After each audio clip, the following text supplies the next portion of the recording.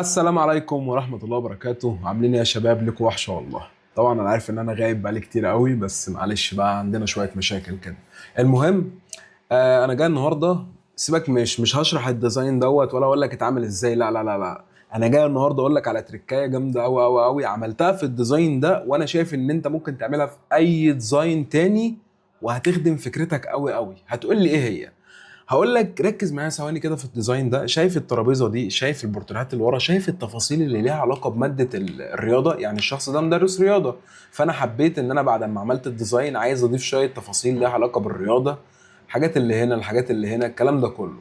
طيب، عملنا الكلام ده ازاي بقى؟ بص ركز معايا. دي اول صور احنا عملناها. حلو، جميله جدا. الشخص اهوت ده المنظور اللي هو الامامي، اللي هو الكاميرا تبقى فرونت. حلو. عملت دي برضو، الكاميرا كانت فرونت، ما عجبتنيش قوي. قلت طب ما اخلي الكاميرا من تحت، فعملت الكاميرا اكسترا لو. لو يعني من الاسفل. حلو.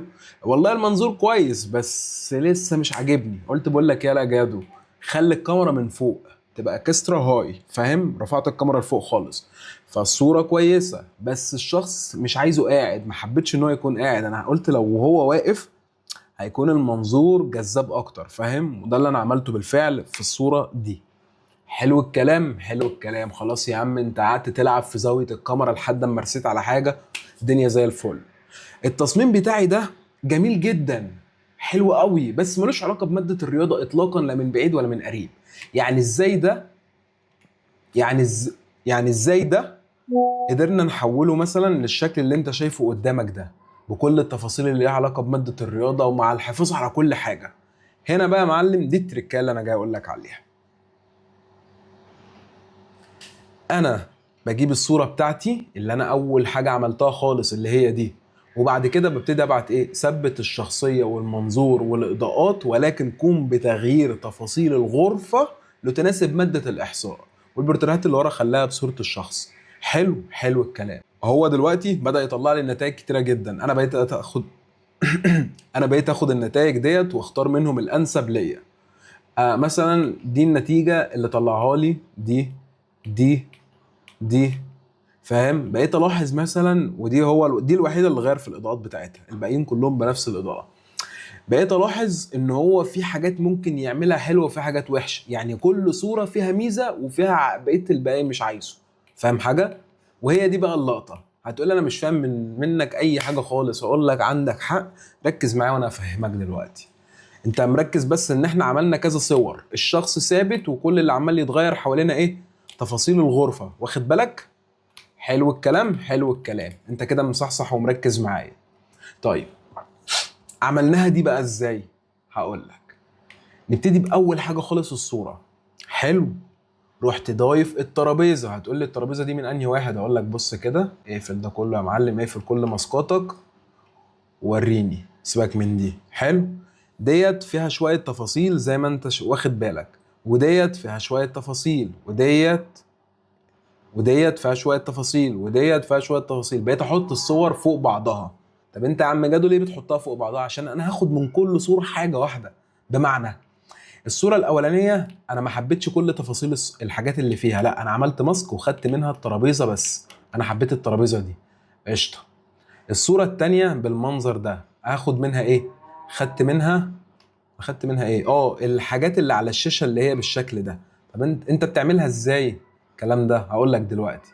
بعمل ماسك عادي. فاهم؟ يعني مثلا شايف الترابيزه؟ انا ما حبيتش مثلا الصوره مليانه تفاصيل كتيره، يعني الصوره مثلا فيها كل ده، انا عايز الترابيزه بس. والله عادي اهي عندي الصوره الاصليه. اروح جاي عليها كده وعامل كنترول اي عشان اعكس الماسك، واجيب الاداه البروش اللي هي قصدي الفوق المساحه يعني. فاهم؟ وابتدي اعمل بالشكل ده بس، ولا اكتر ولا اقل. حتى لو انت خرجت بره البتاع عادي، انت مش بتعملها بس بالملي، لان كده كده هي الحاجه معموله، الذكاء الاصطناعي ضايفها صح. فاهم؟ فضايف الاضاءات صح، ضايف الشكل صح، كل حاجه. بس انا مش عايز بقيه تفاصيل الصوره، مش عايز كل الحاجات دي. لا يا عم، انا عايز منك حاجه واحده بس. دي الصوره التانيه عندي. حلو. خدت منها ايه؟ خدت منها البورتريهات اللي ورا دي بس. فاهم؟ بدل ما ده الشكل، لا خليت ده الشكل. الصوره اللي بعد كده فيها تفاصيل كتيرة. يعني لو تاخد بالك، بص، فيها المكتب، فيها مش عارف ايه. عارف انا خدت من الصورة دي ايه؟ خدت منها الجزء ده بس. بالشكل ده اهو. فتيجي تبص كده، فاهم؟ الجزء الاخير اللي هي كانت البتاع بالشكل دوت، الاضاءه مختلفه، قلت والله ما انا سايبه، هاخد منه اضاءه المروحه اللي فوق ده. فتيجي تبص كده اهي، بص خدت منها الاضاءه. طيب اقفل لي دولت بقى كده ووريني انت عملت ايه. بص الصوره الاصليه اهي، بدات اضيف ايه؟ ترابيزه، بعدين اضيف الحاجات اللي على الشاشه، بعد كده ضفت الحاجات اللي على الترابيزه ديت، فاهم؟ انا بشاور على الشاشه المفروض هنا ماشي. بعد كده ضفت البورتريهات اللي ورا، بعد كده ضفت البورتريه اللي هو هنا، بعد كده رحت عامل الاضاءات. فتيجي تبص يا ابن اللعيبه، انت بص اول حاجه ملهاش علاقه خالص بالماده، تيجي تبص بعد كده ممتازه جدا. بدات بقى في شويه ديفوهات، مثلا عندي الجيتار ده انا مش عايزه، فاهم؟ فبدات ان انا ايه بالجنريتيف فيل اشيل امه، فحلو بقى جميل. لاحظت ان الزرعه هنا مشتته، ما خلاص يا عم ما كفايه الزرعتين اللي هنا، انت عايز ايه من الزرعه اللي تحت؟ يلا شيل، فاهم؟ فبقت ايه ده، الصوره بص بقت معايا عامله ازاي. نحط دولت مثلا معلش كده في الجروب اللي هو بتاع الايديت.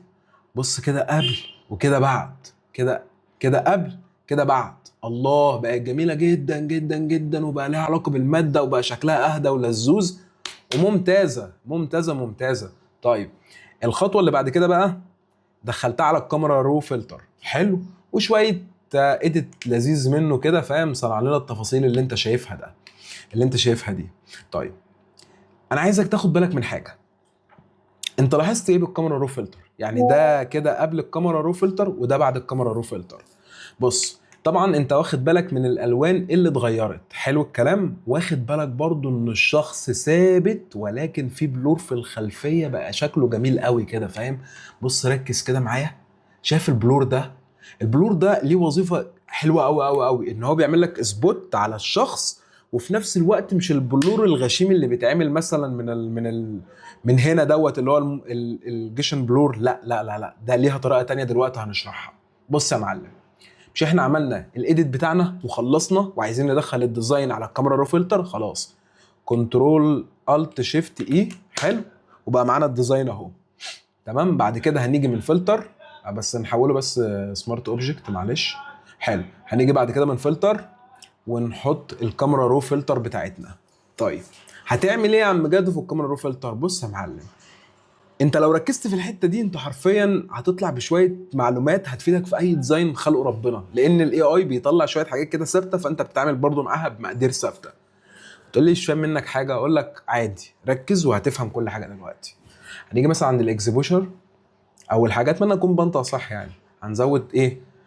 بص انا واقف اهوت عندها، انا بدوس بالسهم اللي هو هوريهولك يا عم، شايف السهم ده يا اسطى بتاع اللي فوق؟ حلو، هو ده. انا بدوس دوسه واحده، ايه اللي بيحصل؟ دي بتزداد خمسة كده، فاهم؟ نص يعني حاجه سنتفيكوس خالص. حلو، انا عايزها. هتقول لي مش اكتر؟ لا اقول لك مش اكتر، هي كده حلو، ما تزودش الاكسبوجر عن كده. حلو. نيجي عند الكونتراست. الكونتراست دوت يعني ايه اصلا كونتراست؟ باختصار هو الفرق بين درجات اللون الابيض والاسود، الفرق بين الابيض والاسود، فاهم حاجه؟ يعني انا دلوقتي لو عملت مثلا الكونتراست كده، بص الدنيا غمقت كده، فاهم؟ وكله دخل في كله وانت مش يعني المود خرا، فاهم؟ فنعمل ايه؟ هنرجعها تاني لصفر، قشطه عليك يا معلم، لصفر يا معلم، صفر صفر يابا، ونروح جايين مزودين الكونتراست حاجه بسيطه، فاهم؟ بعد كده هنيجي على الهايلايت. الهايلايت بشوف ان كله بيفقع الهايلايت، مع ان الهايلايت دوت المفروض ان هو يقل. هتقول لي ليه يقل؟ اقول لك عشان خاطر البشره ما تلسعش. يعني انت حاول دايما تقلل الهايلايت، معلش انا عارف ان دي حاجه تضايقك، بس لا، قلل الهايلايت، قلل الهايلايت اهوت كمان شويه كمان. والشادو ممكن نزود الشادو عادي، واللايت زوده. يعني انت قللت الهايلايت خلاص روح مزود اللايت. والبلاك نفس الكلام برضو زوده سنه. بعد كده مثلا سيبك من ديت، سيبك من الكلر دي، ممكن مثلا لو حابب تعلي الفايبرانس شويه يا عم بقى الدبانه دي. المهم يا شباب هنيجي عند الحته ديت وهنبتدي مثلا نعلي التكتشر شويه، والكاليرتي برضو نعليها شويه، حلو. حلو الكلام. البتاع ديت برضو قللها بقى. ليه بقى؟ لان دي اللي بتعمل الحواف السوداء او تخليها حواف بيضاء. يعني بص كده، دي اغمق حاجه ودي افتح حاجه، فاهم؟ فانا بحبها تكون عادي على الاسود، بس ايه، سنه بسيطه. ليه؟ عشان يبقى فيه تركيز على الشخص. يعني انت بص كده، انت كده حاسس ان الديزاين كله منور، لا انا كده حاسس ان انا عينيا وتركيزي كله رايح ناحيه الشخص الاساسي. حلو. لو نزلت برضو تحت هتلاقي مثلا حاجه زي الهايلايت تاني، وانا بقى بفضل هنا برضو ممكن نزودها السنه، ونزود برضو اللايت او نقللها، انا اسف، سنه، ونزود اللايت، وممكن نقلل الدارك. يعني بص هي مش قيم ثابته برضو قوي، على قد ما انت عينك ايه بتشوف الديزاين وتشوف هي مرتاحه ازاي. بص سيبك من كل التفاصيل دي، قول كلنا عارفينها. انا في حاجتين بلاحظ ان محدش بيستخدمهم خالص مع ان هم في غايه الاهميه. المعلم ده الكالر جريدنج واللينس بلور. فين اللينس بلور؟ اهي اللينس بلور. ليه يا جماعه؟ ليه بجد والله؟ فاهم؟ مع انهم جامدين جدا. هقول لك دلوقتي هم بيعملوا ايه. مش بيبقى فيه في التصميمات سنه اصفرار كده او لون رايح للون البرتقاني شويه بيبقى شكله حلو؟ انت بتسال ده بيتعمل ازاي؟ صح؟ ليه مليون طريقه، انا معاك ان هو فعلا ليه مليون طريقه، ولكن انا بفضل الطريقه دي. هتقول لي ازاي بقى؟ اقول لك بص، تعالى هنا عند الهايلايت، المناطق الفاتحه، واسحب دي كده يا معلم، واسحب واسحب بس. روح لي هنا كده، هتاخد بالك اهو، شايف دي رايحه ناحيه اللون البرتقاني، وكل ما بتعملها دي بتفرق على فكره. يعني مثلا بص كده هتلاقي ايه، يعني انت كل ما بتوديها الحته اللون ده اللي بيغلب، فاهم؟ فانا بروح ناحيه البرتقاني، بس طبعا مش بالطريقه دي، فبقللها شويه بالشكل ده. فتيجي تبص كده، شايف سنه البرتقاني دي بتبقى احترافيه قوي قوي قوي قوي قوي. طب انا عايز اللون ده يبقى منور شويه عند اللومينانس ديت، اتمنى اكون بنطقها صح. حلو. دي بص خد بالك كده، كل لما بتضرب اللون قوي، فاهم؟ فانا لا، انا محتاج بس ايه، اللون بتاعي يكون ضارب شويه. فتيجي تبص كده، لمسه صغيره جدا جدا جدا تكاد تكون لا تذكر، ولكن بتضيف تفاصيل جباره. نيجي بقى عند البريمو بتاعنا، اللينس بلور. نعمل ابلاي. بص انت تعمل ابلاي وتبعد عن الجهاز عشان احتمال ينفجر في وشك، فاهم؟ فانا بسكت كده وبسيب كل اللي في ايدي، وافضل قاعد بقى مستنيه يخلص. تمام، سيبه براحته، اوعى تقرب من الجهاز هيفرقع في وشك. حلو. اول ما بيخلص معانا بتلاقي المنظر الجميل اللي انت شايفه قدامك ده. الله الله الله الله الله. التفاصيل من هنا من تحت واضحه، التفاصيل كده، فاهم؟ بص عملها بصياع جامد جامد جامد. حلو. طب انا لو عايز اركز تركيز على حاجه غير حاجه، ده زي عارف الكاميرا، اللينس بتاع الكاميرا، فاهم؟ عارف انت لما مثلا بيزوم على الخلفيه لا يعمل سبوت على ده؟ هتقول لي ازاي مش فاهم؟ اقول لك بص. يعني انا كل ما بحرك دي، هو دلوقتي بقى التركيز فين؟ التركيز هنا على الخلفيه والشخص معمول له بلور. احود دي كده يا معلم، احود، بقى التركيز على الشخص والخلفيه معمول لها بلور. كميه البلور دوت زياده، عادي يا معلم، قلل براحتك اهو، ادي الصفر وادي اكتر بلور. البلور هنا جامد، شايف واخد اشكال عامله ازاي؟ وبتقدر تلعب بقى في دي، فاهم؟ كل ما تلعب في دي بص هيدينا تفاصيل كده رايقه رايقه رايقه رايقه وصايعه، فاهم؟ بس طبعا محدش بيستخدم الكميه دي، انت اخرك مثلا حوالي ايه لحد ال50 اقصى حاجه، ورقم زي ده كويس بالشكل الجميل ده. حلو. وبعد كده يا معلم ممكن برضو تلعب في دي لو انت حابب، يعني فاهم؟ وتدوس اوكي. فتيجي تبص على الديزاين، فاهم؟ فتلاقي بص، الله، نطق. بص كده ده قبل، بص كده ده بعد، فاهم؟ طبعا اللي احنا عاملينها كان فيها شويه اختلافات اكيد طبعا، عشان بتبقى الحاجه واخده حقها. وبعد كده ايه، بروح جاي عامل الشخص ده، الشخص معمول في لاير لوحده هو التاني، وشويه بقى افكتات يا معلم وظبط اضاءات والكلام ده كله. فتيجي تبص مثلا كده قبل، كده بعد، فاهم؟ ليه؟ طيب عشان خاطر الاضاءه من هنا شديده، وهنظبطها دلوقتي برضه، فاهم؟ ابتديت برضه احط شويه اضاءه على المروحه، وابتديت احط الشكل ده، الشكل دوت ما ينفعش كده، فابتديت احط الخلفيه معمول لها بلور، وبعد كده غمقته وخليت الجزء دوت برضه فاتح، بس انا عايزه افتح، فبدات احط، فاهم؟ اللي هو الاضاءه تبقى زياده، زودتها من الاخر. فتيجي تبص كده على الاضاءه، شكلها كده جميل. يعني مثلا فاهم انت لو عملتها ساده كده وكلمه عليها شكلها بايخ قوي، فاهم؟ فلا انت حبيت تعملها بستايل كده معين. وبرضه من غير الحاجات دي كلها، يعني مثلا هي كده شفافه انت اصلا مش شايفها، فاهم؟ فلازم تاخد اضاءه وظلال، بص ايه ده بانت، فاهم؟ والاضاءه مدروسه، اصل انت واخد الاضاءه من الاتجاه ده، زي ما انت عامل على الشخص برضو الاضاءه من الاتجاه ده، عشان الاضاءه جايه كده، فاهم؟ وجايه برضو من المروحه كده، فالاضاءه مدروسه. بعد كده جمله طمنا عليك، وشويه بقى اللي هي الحاجات اللي ايه التحابيش دي اللي اسمها سكريبلز او سبريل او دودلز، ليها كذا اسامي كده فاهم. شويه التحابيش دي هي اللي بتدي برضو ايه النطقه الجميله. يعني ممكن اوريك كده، بص بيفور افتر، تدي كده فاهم سنسيه جميله كده، سنسيه جميله. طبعا بقى بقيه التفاصيل مثلا شويه الحبشتكنات اللي بتبقى في الاخر ديت فاهم. وبس شويه بقى اديت نهائي خالص مثلا دوت ايه. ده كولر لوك اب تمام، معمول على اللي هو الفوجي 500 دي. ده جميل بصراحه. بص كده لما بتزوده هو بيدي كونتراست فاهم، كونتراست بس الكونتراست بتاعه مميز فاهم حاجه. ودوت الفوتو فلتر برضو بتحب انت تضيف ايه فاهم، لون اصفر كده غالب على البتاع. انا حاطه 25 عادي عادي، كل واحد براحته. اهم حاجه يبقى الجو العام متناسق فاهم. انت تيجي برضو دوت ايه، دي البرايتنس والكونتراست زودتهم حاجه بسيطه. ده الفينش بقى اللي هو النهائي، بس فينش نهائي كده فاهم. انا حسيت هنا غالب اللون البنفسجي او الازرق زياده، بينما اللون البرتقاني او الاصفر مش واخد حقه. فانا رحت عامل ايه، مشقلب مغلب اللون الاصفر او البرتقاني على اللون الازرق، فبقى التصميم بالانس متوازن وشكله جميل جدا فاهم.